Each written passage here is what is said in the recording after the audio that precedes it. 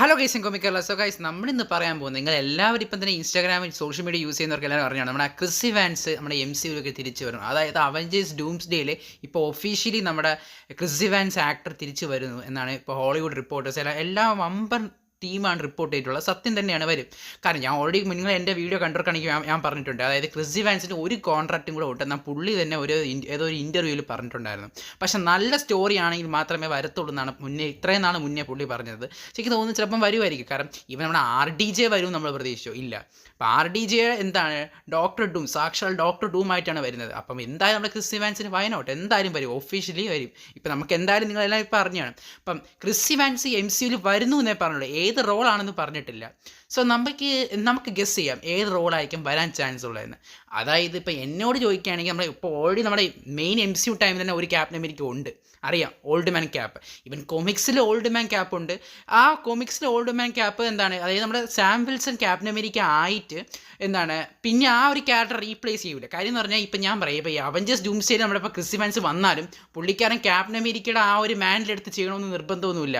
അതായത് എന്താണ് നമ്മുടെ ഇപ്പോഴത്തെ പുതിയ ക്യാപ്റ്റൻ അമേരിക്കാരാണ് നമ്മുടെ സാം വിൽസൺ തന്നെയായിരിക്കും അവഞ്ചേഴ്സ് ലീഡ് ചെയ്ത് പോകുന്നത്. എന്നാൽ നമ്മുടെ സ്പൈഡർമാൻ, അതായത് ഇപ്പോൾ നമ്മുടെ ഈ സിവിൽ വാറിലൊക്കെ നമുക്കറിയാം, അതായത് സിവിൽ വാറിൽ ഇപ്പോൾ അവഞ്ചേഴ്സിൽ സ്പൈഡർമാൻ നമ്മുടെ അയൺമാൻ ടീമിലായിരുന്നു. ക്യാപ്റ്റൻ അമേരിക്ക അതിനുശേഷം നമ്മുടെ ക്യാപ്റ്റൻ അമേരിക്ക മാനിൽ എടുത്ത് കളഞ്ഞിട്ട് നൊമാഡായിട്ട് നടന്നു.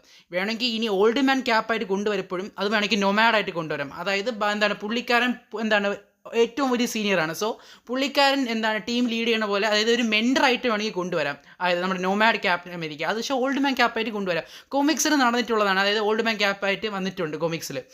അത് കൂടാതെ പിന്നെ നമുക്കൊരു പോസിബിലിറ്റി എന്ന് പറഞ്ഞാൽ എന്തായാലും ഡൂംസ്ഡേ മൾട്ടിപ്പിൾ റിയാലിറ്റീസാണ്. അതായത് നമുക്ക് പല ടൈം ലൈനിലുള്ളത് എന്തായാലും കൊണ്ടുവരും. അപ്പോൾ എന്തായാലും അവഞ്ചേഴ്സിൻ്റെ ഡാർക്കർ വേർഷൻ വേണമെങ്കിൽ കൊണ്ടുവരാം. അതായത് ഫോർ എക്സാമ്പിൾ നമ്മുടെ ഹൈഡ്ര ക്യാപ്റ്റൻ അമേരിക്ക, നിങ്ങൾക്ക് എല്ലാവർക്കും അറിയാം ഹൈഡ്ര ക്യാപ്റ്റൻ അമേരിക്ക. അതായത് കൊമിക്സിലായാലും നമ്മുടെ ചാനലിൽ നമ്മുടെ കുറച്ച് ഹൈഡ്ര ക്യാപ്റ്റൻ അമേരിക്ക കുറച്ച് കോമിക്സ് ഒക്കെ എക്സ്പ്ലെയിൻ ചെയ്തിട്ടുണ്ടായിരുന്നു. അതായത് സീക്രട്ട് എംപയർ എന്ന കോമിക്സിൽ നമ്മൾ അവിടെ 5 ഇഷ്യോളം നമ്മൾ ഇട്ടിട്ടുണ്ടായിരുന്നു.